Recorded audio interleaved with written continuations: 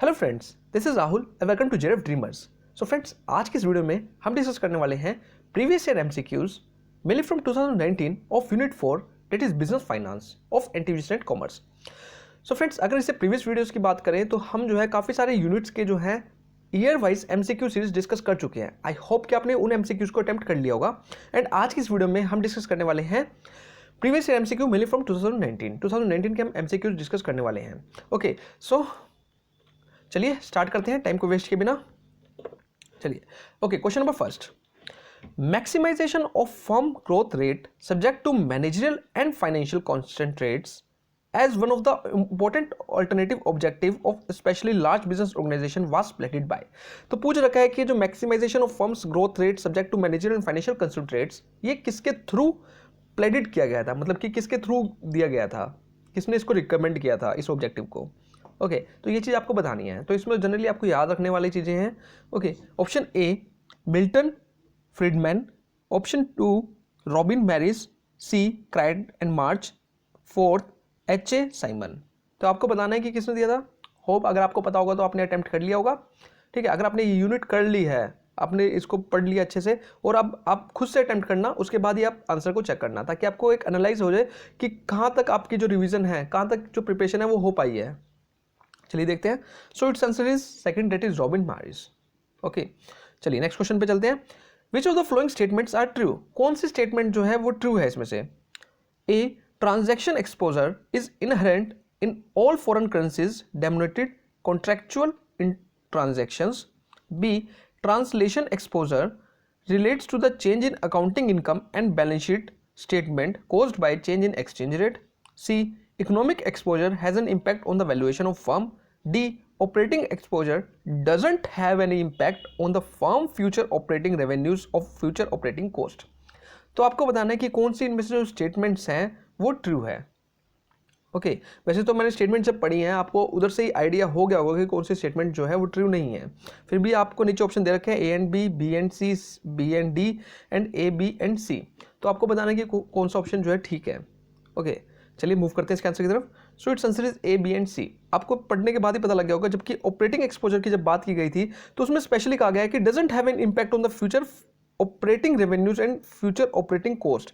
जबकि operating exposure, exposure का मतलब रिस्क होता है कि ऑपरेटिंग रिस्क तो हमारा रिलेट करता ही है किससे? ऑपरेटिंग रेवेन्यू और ऑपरेटिंग कॉस्ट से। तो इसमें तो डजंट क्या रखा था, दैट्स वाई ये जो स्टेटमेंट है वो करेक्ट नहीं है। चलिए मूव करते हैं नेक्स्ट क्वेश्चन पे। तो असर्शन रीजन दे रखा है हमको, तो बताना है अगेन कि कौन सा ट्रू है कौन सा फॉल्स है। असर्शन दे रखा है, if the firm is prepare to incur increased cost on transportation it may be in a position to reduce its inventory cost. अगर फर्म अपनी कॉस्ट को इंक्रीज कर लेती है, ट्रांसपोर्ट इसमें क्या रखा है, अगर फर्म अपनी ट्रांसपोर्टेशन कॉस्ट को इंक्रीज कर लेती है तो उसकी जो इन्वेंट्री कॉस्ट है वो क्या हो जाएगी? डिक्रीज हो जाएगी, कम हो जाएगी। मतलब inventory cost in the sense हम कह सकते हैं कि उसको जो स्टोर करने की, स्टोरिंग जो वेयर हाउसिंग की जो कॉस्ट है वो कम हो जाएगी। ओके, रीजन क्या रखा है, in such a case the firm can use the fastest mode of transport and rush the goods to the desired warehouse unmindful of the cost of transportation. तो reason में हमें ये क्या रखा है कि फर्म क्या करेगी कि इस केस में फर्म को जो है fastest modes of transport use करना चाहिए। फास्टेस्ट मोड हम कह सकते हैं कि अगर आप दूर से माल आ रहा है तो आप शिप का, तो आप क्या करो, एयरप्लेन वगैरह का यूज करो, ठीक है, बसेस का यूज करो, जो फास्टेस्ट मोड है उसका यूज करो इन कंपैरेटिव टू अदर मोड्स, ताकि जो अगर जैसे ही स्टॉक खत्म होए साथ के साथ क्या हो जाए, सामान आपके पास डिलीवर हो जाए, जो रॉ मटेरियल है आपके पास डिलीवर हो जाए। ठीक है, तो इस केस में हमें ऐसे ट्रांसपोर्ट का यूज करना चाहिए। तो बात आपको बतानी है कि दोनों ट्रू हैं, A assertion and reason both are true. Assertion reason are true, but R is not the correct explanation of way. Third, assertion is true and reason is false. Fourth, assertion is false and reason is true. So, question easy है, ज़्यादा सोचने वाला नहीं है। Hope आपने attempt कर लिया होगा। चलिए मूव करते हैं आंसर की तरफ।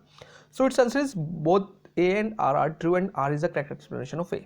तो साथ ही साथ पता लग रहा था, अगर आप ट्रांसपोर्टेशन कॉस्ट को इंक्रीज करोगे सीधी सी बात है इन्वेंट्री कॉस्ट आपकी कम हो जाएगी, अगर आपने ईओ के कंसेप्ट अच्छे से पढ़ रखा है।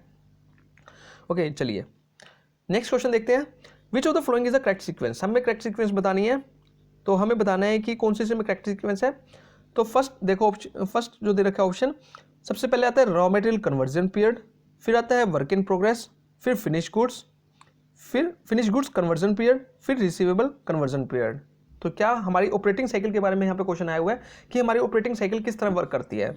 सेकंड दे रखा है, पहले रॉ मटेरियल को कन्वर्ट किया जाता है, फिर वर्क इन प्रोग्रेस आती है, फिर क्रेडिटर्स पेमेंट आती है, फिर रिसीवेबल्स कन्वर्जन पीरियड आता है। थर्ड क्या रखा है, पहले ही क्रेडिटर पेमेंट कर देते हैं, फिर हम रॉ मटेरियल को कन्वर्ट करते हैं, फिर रिसीवेबल्स कन्वर्जन, फिर वर्क इन प्रोग्रेस पीरियड।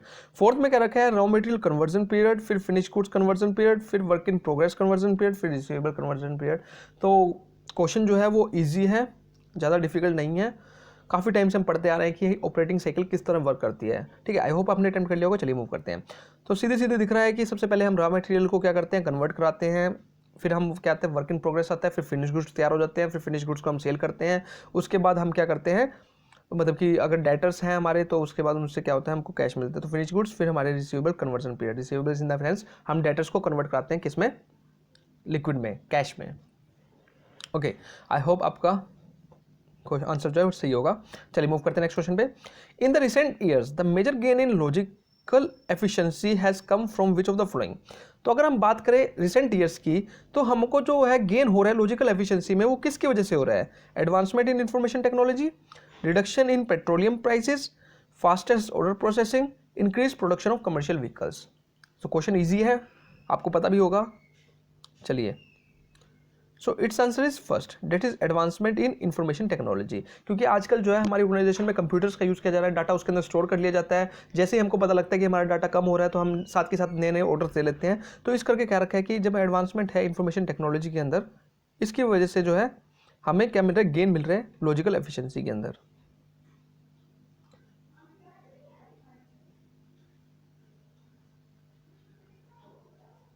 चलिए मूव करते हैं नेक्स्ट क्वेश्चन पे।